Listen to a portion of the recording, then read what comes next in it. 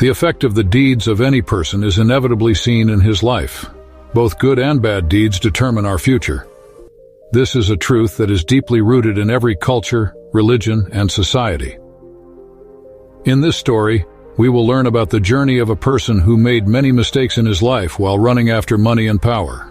The fruits of karma will take him to a turning point where he will have to face the consequences of his actions. Will he accept the punishment for his deeds? Will he get an opportunity to atone for his past deeds? This story is not only an exciting journey, but it also gives an important message that we should be aware of our deeds, because in the end, those deeds take us to our destination. In this story, we will see how the fruits of karma can change the path of our life, and will explain to us that the fruits of our good and bad deeds are the result of our actions. We finally have two together. Hello, friends. I invite you to join Buddha's Beacon YouTube channel. One word is very important. That is why you must listen to this story very carefully and completely, because listening to it will make your heart very happy. Anand is going to come, so let's start the story. There used to be a farmer named Raghu in a village. That farmer had two sons, one of whom was named Vikram, and the other son's name was Arjun. They were spending their days very happily while doing farming. Everyone was living comfortably and peacefully. One day, that old farmer fell very ill. He called both his sons and said to them, "My children, now perhaps my last time has come. I want that after my death, both of you brothers live together with great consent and live your life happily and peacefully. I had collected some asraf for bad times, which I have buried in the ground under the banyan tree behind the house. Now they will be useful to you. But my children, you promise me that both of you will take them out only when needed."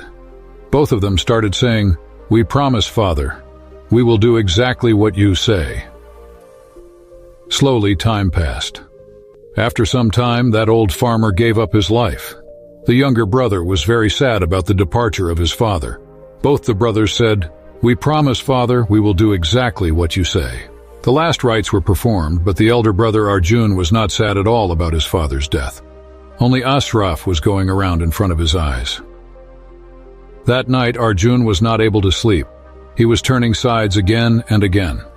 After midnight before dawn, he got up and sat down. He started thinking and thought that I should finish my work before Vikram wakes up. Otherwise, I will never get such a chance again. Thinking this, he picked up the equipment to dig the ground and went to the same tree behind the house where his father had buried the gold in the ground. In a few moments, he dug the ground and took out the asrafs from there. He was very happy to see the asrafs and said, "Wow, so many asrafs. Now it seems that I will never have to work hard in life, and neither will I be short of anything." He immediately filled the pit with asrafs. He picked up the pot and went under another tree and buried it in the ground, and then came back comfortably to his place and lay down again.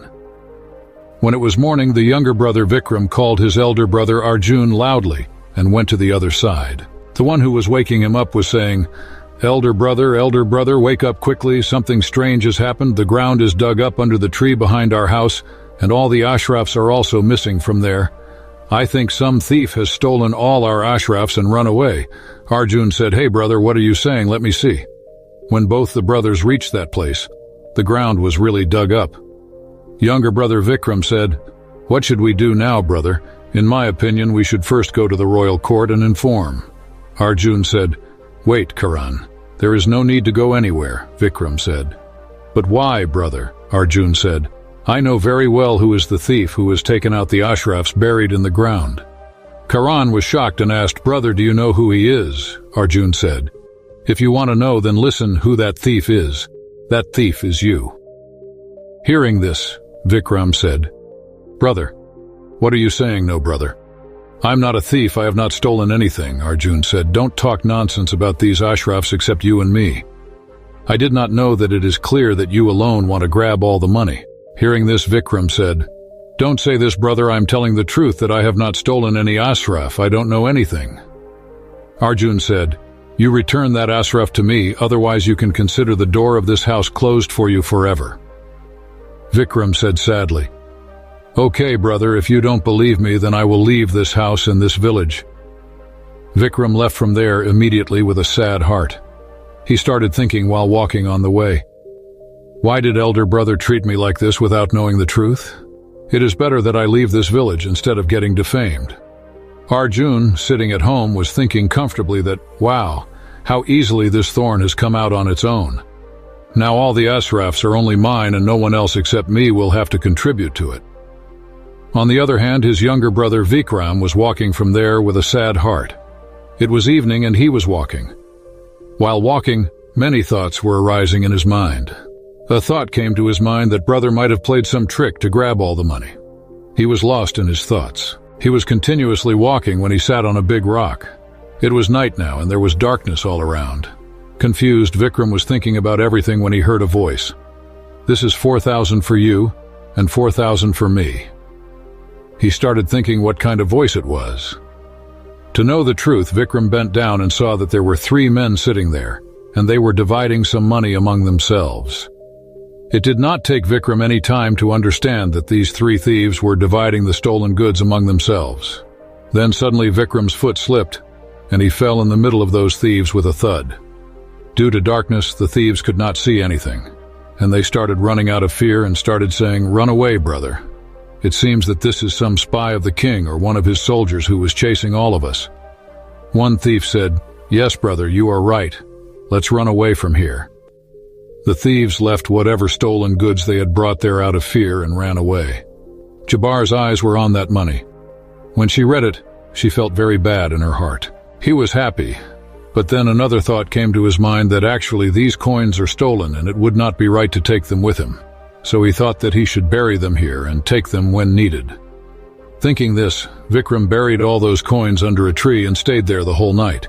As soon as it was morning, he started walking on his way. By afternoon, he was passing through a dense forest when some robbers surrounded him. The leader of the robbers said to him, "Beware, take out whatever you have and give it to us, otherwise we will kill you." Karan, after listening to the robbers, said, "Brothers, I am in a problem myself, and from where will I get money?" The leader of the robbers said, "He is lying, search him." After searching, when they did not find anything from Vikram, the leader shouted in anger and said, "It does not matter. Even if he does not have money, it will be useful to us. Take him to your hideout, he will be sacrificed to the goddess." On hearing this, Vikram was shocked and started thinking. On one side, I was in trouble and then I fell into the clutches of these bandits. Now I am facing a bigger problem. Then some bandits tied Vikram's hands and legs and took him to their hideout. But on reaching their hideout, Vikram found a solution. After reaching the hideout, he said to the leader of the bandits, "If you promise to include me in your group, then I can tell you the address of 8,000 coins. On hearing this, the leader of the bandits said, 8,000 coins. If you are really telling the truth, then we accept your condition. Quickly tell us the address of those coins." Vikram said, "Look, brother, it is about to be night now.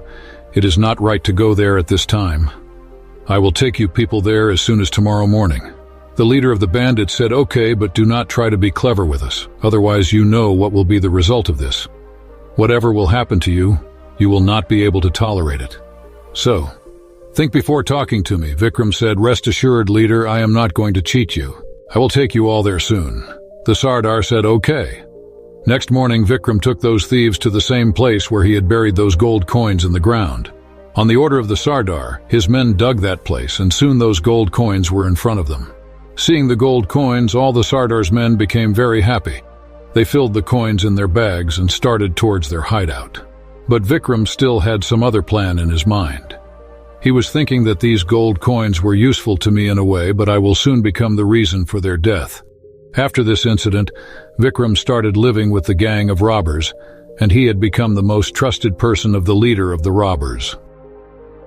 After some time, Vikram said to the leader of those robbers that, "Sardar, I want to go to my home for 10 days. If I get your permission, I want to meet my old mother who is ill at this time." Sardar was completely unaware of Vikram's plan. He considered Vikram as his most trusted man. He knew that Vikram was his most trusted man and he can never cheat him in any way. When the robber heard Vikram's words, he allowed Vikram to go to his home for 10 days. Vikram left to go to his home, but instead of going to his home, he went towards the king's palace. Meanwhile, in the palace, the king was already very troubled by the terror of that robber. He was telling his chief minister, "That minister, when will that robber be caught? The whole kingdom is troubled by his terror." The minister, after listening to the king, said that, "Maharaj, I am trying my best. That terrorist will soon be seen in jail, and he will definitely be punished for his deeds." At the same time, a guard came there and said, "Hail Maharaj, Maharaj. A person wants to meet you about the robber Gabbar. He says that I know everything about him." After listening to him, the king said, "Okay, bring him here immediately." The soldier went and after some time brought Vikram in front of the king. Vikram started saying to the king, "Maharaj, I salute you, Maharaj, my name is Vikram." The king said, "Tell me, young man, what do you know about Gabbar? Whatever information you have about him, tell me everything." Vikram said, "Maharaj, forgive me. I want to talk to you in private." The minister said, "Evil one, don't you know that the king's respected and trusted people are present here? Whatever you want to say it in front of everyone." The king said, "If you need my help, you can say it without hesitation. I am ready to do it." "Tell me what needs to be done," Vikram said. "Maharaj, tomorrow night you should send at least 300 soldiers with me. I will take them all to the hideout of those bandits where those soldiers will attack those bandits and they will be arrested." The king said, "It is absolutely right, young man. Your advice is absolutely right. I am ready to accept it." So it was decided that we will send our soldiers with you tomorrow night. Till then you stay here in the palace as our royal guest. Next day, as soon as it was night, Vikram reached the hideout of the bandits with his soldiers, as per his plan. The group of soldiers attacked those bandits. In no time, the soldiers arrested those bandits and some of them were killed. Those who were left were presented before the king. Seeing Vikram in the royal court, the leader of the bandits started thinking in his mind, "What a big betrayal he has committed. I trusted this person and he betrayed me. This man told us nothing." The next day, after discussing with all the courtiers and ministers in the court, the king pronounced the same punishment to all the bandits. "We are giving death sentence to all these bloody beasts because they have not behaved with any kindness or mercy with anyone. Therefore they have no right to live. Soldiers, now you take them and hang them in the next 2 days." After this, the king said, "Vikram, we are very pleased with your bravery. From today, we appoint you as our commander." Hearing this, Vikram said, "Thank you, Maharaj, that you considered me worthy of serving the country." On the other side, Vikram's elder brother Arjun was wasting his father's hard-earned money in bad deeds, because it was not his own earning and he had obtained that money by dishonest means. Now he had got addicted to gambling. He was wasting all his money in alcohol and gambling. His condition had become so pitiable that he did not even have food to eat. He'd become so infamous in the whole village that now he could not find any work anywhere in the village. So he decided that it is better to go to some other village and find some work, rather than dying of hunger in this village. Thinking like this, he left his house. He reached the same kingdom where his brother Vikram was the commander. In the same city, he went to a merchant's shop and asked him, "𝐸𝐻, will I get any work?" The merchant, after listening to him, said, "Hey brother, you look like a thief by your face itself. What work will anyone give you? So forgive me, brother, and go away from here." Arjun started thinking, "Maybe I am not going to get any work here, honestly. Now I will have to become a thief and a pickpocket to fill my stomach." Then his eyes fell on a bag kept near the merchant. He felt that it was a bag full of gold coins. He picked up the bag and immediately ran away. The merchant did not get a chance to catch him. He was a thief. The thief kept screaming and he ran away from there. Some people from the market ran after him but could not find Arjun. Disappointed, they returned to their place. Meanwhile, Vikram, who had become a commander, had completed his work. "I was doing this honestly." It was a matter of one day the king called Vikram and said, "Vikram, you are a very brave, intelligent, and noble man. I want you to marry my daughter. Tell me what you want to say on this." "If you wish, I want to marry my daughter to you." Vikram said, "Maharaj, if this is your wish, then I cannot refuse. I accept this marriage." The king was very happy with this decision of Vikram, and in a few days, looking at the auspicious time, the king's daughter and Vikram were married. Only a few days had passed since the marriage, and the king said to Vikram, "Son Vikram, now we are 70 years old, and so we want you to take over the reins of the kingdom." Vikram said, "Maharaj, whatever you find appropriate." The very next day, Vikram was crowned as a king. Maharaj had left for pilgrimage. Some months passed, and the biggest problem Vikram faced after that was Arjun, who had become a thief. He was his own brother Arjun, and he was the most famous and 15-year-old son of Vikram. He had become a dangerous thief. The soldiers tried a lot, but they could not catch him. The thief used to live in an old temple in the same forest. One night he was sitting and thinking that a trick should be used so that I do not have to steal again and again. I can steal so much goods at one time that I do not have to steal again in the future. If I clean the king's treasure once, then I will never have to starve again, and neither will I have any need to steal. Then I can go to some other country and spend my life comfortably. The next night, with the purpose of stealing the treasure, Arjun went to the back of the palace. He was thinking of climbing the wall with a rope in his hands. On the other hand, coincidentally, the king was not able to sleep thinking about that thief. At that time, the king was roaming on the roof of the palace. As soon as Arjun climbed up the roof with the help of the rope, King Vikram, who was present there, saw him. King Vikram took out his sword and called his soldiers. In a few moments, all the soldiers of the king reached there. The king said to the soldiers, "Arrest him." Arjun tried his best to escape from there, but somehow he failed to escape and the soldiers caught him. Vikram saw him and said, "You are my brother Arjun, but a famous thief. I could not even imagine in my dreams that my brother will turn out to be such a big thief." He ordered the soldiers to take him to jail. In the morning, when we sit in the court, we will hear his case that what should we do with him. On getting the king's order, the soldiers put Arjun in jail. Now he was repenting for his actions in his mind. He was crying and thinking that today I am getting the result of my bad deeds. My bad intentions have pushed me into such a depth of degradation from which it is difficult to come out. Whereas Vikram, whom I had called dishonest and kicked out of my house, is today the king of this kingdom because of his honesty and goodness. He has become a thief, and I dishonestly treated him, and I was doomed. The one who had everything, I became a thief. Today I am lying in front of him in his prison. Meanwhile, Vikram was not able to sleep. He was thinking. I was thinking that tomorrow will be the most difficult day of my life. I will have to undergo a very dreadful Agni Pariksha, fire test. Will I be able to pass this test? I am also not able to understand. I wish the king had not handed over the throne to me. I would have been so happy. I would not have to punish my brother with my own hands.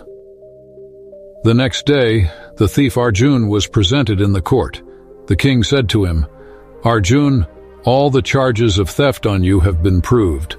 Do you have anything to say in your defense?" Arjun said, "I just want to say that Maharaj, you should give such a harsh punishment to a mean and devilish man like me that in future, even if I want, I will not be able to commit any theft or do any dishonesty with anyone." Vikram said, "Okay, we will give you such a punishment. Soldiers, take this thief and cut off one of his hands and one of his legs. After this, he should be thrown out of the country's border." Seeing this justice of Vikram, his subjects and his ministers all started hailing him. The king's order was followed, and the thief's one hand and one of his legs were cut off, and he was thrown out of the kingdom's border. When he was leaving the country, King Vikram reached in front of him. Seeing Vikram, Arjun said, "Maharaj, how did you come here? It would have been great if you had given me death penalty instead of cutting my one hand and one leg. You left me to die in agony." "What will I do in this world?" Vikram said. "At that time I was a king, but now I am not King Vikram, but your younger brother Vikram standing in front of you. Being a king, I followed my royal duty by punishing a thief, and now a brother has come to his brother to follow his duty and duty." Arjun said, "I did not understand anything." Vikram said, "Brother, I know that due to cutting of one hand and one leg, you will never be able to do any work in your life, and for this I will give you some money and leave. There are some gold coins in this bag. You can take them, which are the money earned by my hard work. I believe that with this money earned by hard work, you can spend your life very comfortably in the border of another country. But brother, do not refuse, otherwise you will be in trouble. I will never be able to forgive myself." Hearing this, Arjun said, "How great you are, Vikram. May God always keep you happy like this." Then both of them hugged each other and bid farewell to each other with a big heart. The elder brother said to the younger brother, "This is my prayer to God, that I get a brother like you in every birth." And both the brothers went back on their paths in this way. After that, no one saw Arjun in the forest again in that country, and King Vikram started living a happy life while taking care of his subjects. So friends, how did you like this story? You must tell us in the comments, and if you liked it, then do subscribe to this channel. So let's meet again in our next video with such a new story. Until then, take care of yourself and your loved ones. Stay healthy, be happy. Thanks and Namo Buddhaya.